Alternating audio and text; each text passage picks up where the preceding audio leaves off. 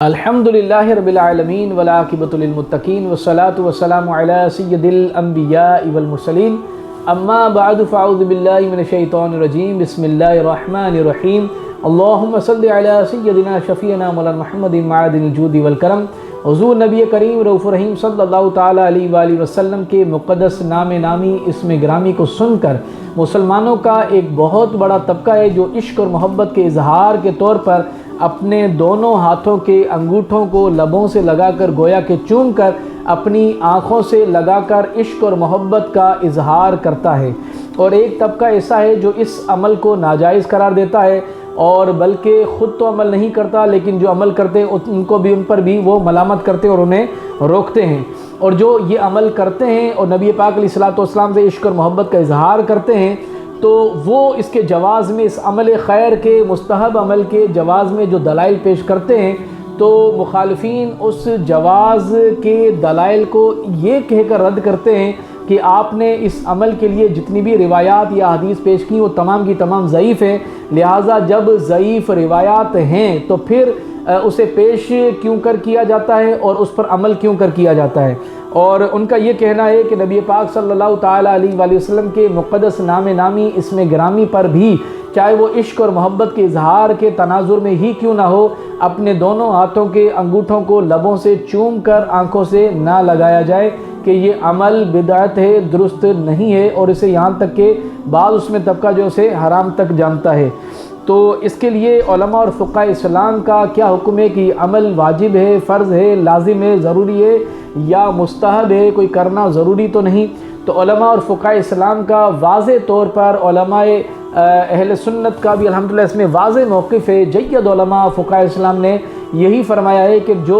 نبی پاک صلی اللہ تعالیٰ علیہ وآلہ وسلم کا مقدس نام نامی اس میں گرامی سن کر دونوں ہاتھوں کے انگوٹھوں کو چوم کر اپنی آنکھوں سے لگاتا ہے تو لہٰذا یہ امر جو ہے یہ مستحب ہے، اور مستحب کا حکم یقیناً یہی ہے جو کیا جائے تو اس پر ثواب ہے، اجر و ثواب ملتا ہے، اور جو نہ کرے تو اسے ملامت بھی نہ کیا جائے چونکہ اس کے نہ کرنے میں کوئی گناہ وغیرہ نہیں ہے۔ تو ہونا تو یہ چاہیے جو کرتا ہے اسے روکا نہ جائے اور جو نہیں کرتا اسے ملامت نہ کیا جائے، لیکن بعض بدقسمتی سے نادان لوگ ایسے ہیں کہ اس امر مستحب کے خلاف بھی ایک پوری مہم چلاتے ہیں۔ علماء کیا فرماتے ہیں کہ جب مؤذن کہے اشہد ان محمد رسول اللہ تو اس کو سن کر اپنے دونوں انگوٹھوں یا کلمے کی انگلی چوم کر آنکھوں سے لگانا مستحب ہے۔ حضور نبی پاک صلی اللہ تعالیٰ علیہ وسلم سے مروی ہے کہ جو شخص ہمارا نام اذان میں سنے اور اپنے انگوٹھے آنکھوں پر رکھے تو ہم اس کو قیامت کی صفوں میں تلاش فرمائیں گے اور اس کو اپنے پیچھے پیچھے جنت میں لے جائیں گے۔ صلاۃ مسعودی کے اندر ایسا ہی لکھا ہے، اور جو رد کرتے ہیں وہ کہتے ہیں کہ تمام روایات ضعیف ہیں، لہٰذا یقیناً بہت ساری سند کے اعتبار سے یہ حدیث صحیح نہیں ہے لیکن حسن درجے تک ضرور پہنچی ہوئی ہیں، اور جو اسے ضعیف قرار دیتے ہیں چلو مان بھی لیا جائے ضعیف ہے، تو یہ ضعیف اسے کس نے قرار دیا؟ وہی اہل جو حدیث کے ماہرین علماء ہیں، جو محدثین ہیں، جو با اتفاق محدثین اس بات پر تمام محدث اتفاق کرتے ہیں کہ حدیث ضعیف پر عمل کرنا رغبت دینے اور ڈرانے کے متعلق جائز ہے، اور اذان کی پہلی شہادت پر یہ کہنا مستحب ہے کہ صلی اللہ علیہ کا یا رسول اللہ، اور دوسری شہادت کے وقت یہ کہے قرۃ عینی بکا یا رسول اللہ، پھر اپنے انگوٹھے کے ناخن اپنی آنکھوں پر رکھے اور کہے اللہم متعنی بالسمع والبصر، تو حضور علیہ الصلوۃ والسلام اس کو اپنے پیچھے پیچھے جنت میں لے جائیں گے۔ اس طرح کنز العباد میں اور اسی کی مثل فتاوی صوفیہ میں ہے اور کتاب الفردوس میں ہے، اور جو شخص اپنے انگوٹھوں کے ناخنوں کو چومے اذان میں اشہد ان محمد رسول اللہ سن کر، تو میں حضور علیہ الصلوۃ والسلام نے ارشاد فرمایا کہ تو میں اپنے پیچھے پیچھے جنت میں لے جاؤں گا اور اسے جنت کی صفوں میں داخل کروں گا۔ اس کی پوری بحث اگر کوئی دیکھنا چاہے تو بحر الرائق کے حواشی میں مل جائے گی۔ یہاں پر میں نے جو کتابوں کے چند حوالے عرض کیے کہ ان تمام سے معلوم ہوتے ہیں، شامی، کنز العباد، فتویٰ صوفیہ، کتاب فردوس، کوہستانی، بحر الرائق کا حاشیہ، ان تمام میں اس امر کو مستحب فرمایا گیا ہے۔ جب یہاں تک کہ مقاصد حسنہ میں امام سخاوی نے فرمایا کہ حضرت ابوبکر صدیق رضی اللہ تعالیٰ عنہ سے روایت ہے کہ ان سرکار نے جب مؤذن کا قول اشہد ان محمد رسول اللہ سنا تو یہی فرمایا اور اپنی کلمے کی انگلی کے باطنی حصوں کو چوما، یعنی پچھلے حصوں کو، اور آنکھوں سے لگایا۔ پس نبی پاک صلی اللہ تعالیٰ علیہ وآلہ وسلم نے فرمایا کہ جو شخص میرے اس پیارے یعنی سیدنا صدیق اکبر کی طرح کرے اس کے لیے میری شفاعت واجب ہو گئی۔ اسی مقاصد حسنہ میں شمس محمد ابن صالح مدنی سے روایت کیا، انہوں نے امام امجد کو فرماتے ہوئے سنا۔ اب امام امجد کون ہے؟ یہ متقدمین علماء مصر میں سے بہت بڑا نام ہے۔ فرماتے تھے کہ جو شخص اذان میں حضور علیہ الصلوۃ والسلام کا نام پاک سنے تو اپنے کلمے کی انگلی اور انگوٹھے جمع کرے اور دونوں کو چوم کر آنکھوں سے لگائے تو کبھی آنکھ نہ دکھے گی۔ پھر فرمایا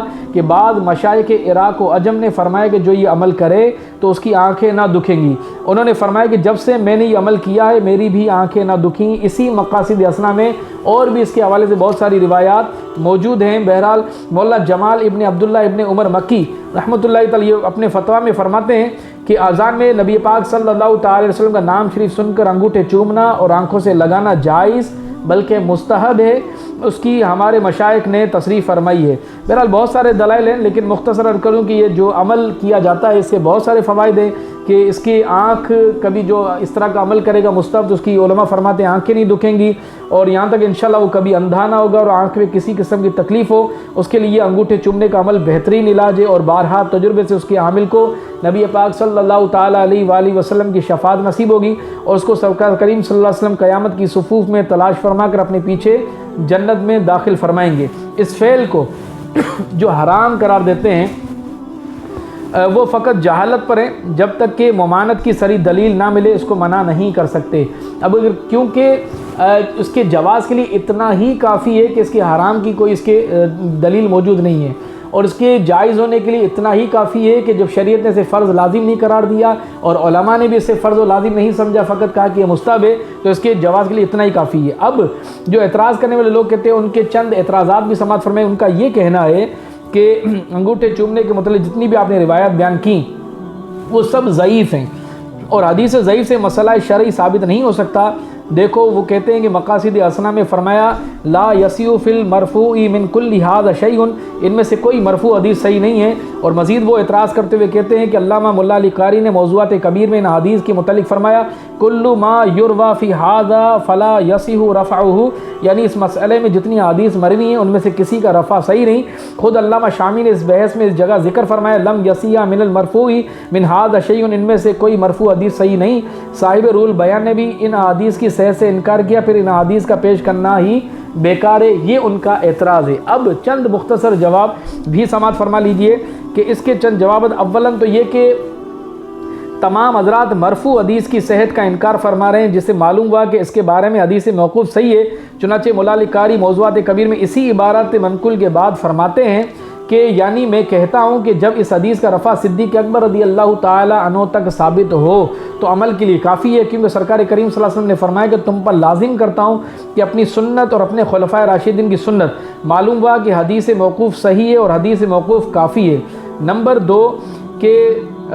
ان تمام علماء نے فرمایا لم یسیع، یعنی یہ تمام حدیث حضور تک مرفوع ہو کر صحیح نہیں اور صحیح ہونے سے ضعیف ہونا لازم نہیں، کیونکہ صحیح کے بعد درجہ حسن باقی ہے، لہٰذا اگر یہ حدیث حسن بھی ہو تب بھی کافی ہے۔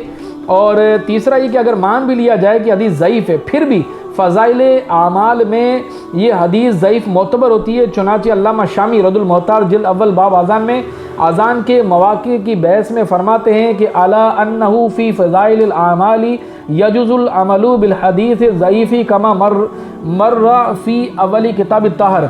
فضائل اعمال میں ضعیف حدیث پر عمل کرنا جائز ہے، یہاں بھی واجب و حرام ہونے کے مسائل نہیں ہیں، صرف یہ ہے کہ انگوٹھے چومنے میں یہ فضیلت ہے کہ لہٰذا اس میں حدیث ضعیف بھی قابل عمل ہے، نیز مسلمانوں کا عمل ضعیف حدیث کو قوی کر دیتا ہے۔ چنانچہ کتاب الاذکار مصنفہ امام نووی تلقین میت کی بحث میں ہے، یعنی تلقین میت کی حدیث قوی الاسناد نہیں مگر اہل شام کے عمل و دیگر شواہد سے قوی ہو گئی، انگوٹھے چومنے پر بھی امت کا عمل ہے لہٰذا یہ حدیث قوی ہوئی۔ اس سے زیادہ تحقیق نور الانوار میں بھی آپ مزید ملاحظہ کر سکتے ہیں۔ اس کا مطلب یہ ہوا کہ اگر یہ جتنے بھی آپ انکار کر رہے ہیں یہ درجہ صحیح صحت کو حدیث صحیح نہیں لیکن حسن درجے تک تو ہے، چلو یہ بھی مانا کہ ضعیف ہے، لیکن با اتفاق محدثین ضعیف حدیث بھی فضائل میں معتبر ہو جاتی ہے۔ اگر کچھ بھی نہ مانا جائے تو آپ یہ تو بتائیے کہ اس کا شریعت کے اندر ممانعت کہاں ہے؟ اور حضور علیہ الصلوۃ والسلام کے عشق اور محبت کے اظہار کے طور جبکہ یہ عمل حدود شرع میں واضح کہ شریعت کی مخالفت نہیں ہو رہی، اور کوئی اچھا کام کیا جائے تو یہی تو مزاج شریعت مطلوب شریعت بھی یہی ہے کہ ایسا اچھا کام کیا جائے کہ جس میں نبی پاک علیہ الصلوۃ والسلام کی خوشنودی حاصل ہو۔ آپ خود اندازہ لگائیے کہ اس میں کون سا غلط کام ہے کہ کوئی مسلمان اپنے نبی کا نام نامی اس میں گرامی سن کر اپنے دونوں ہاتھوں کے انگوٹھوں کو چوم کر آنکھوں سے لگائے، تو کیا یہ ناجائز ہوگا؟ یقیناً مسلمانوں کے نزدیک تو ایسا ناجائز کام نہیں۔ اللہ تبارک و تعالیٰ ہمیں سمجھنے کی توفیق عطا فرمائے۔ وآخر دعوانا الحمد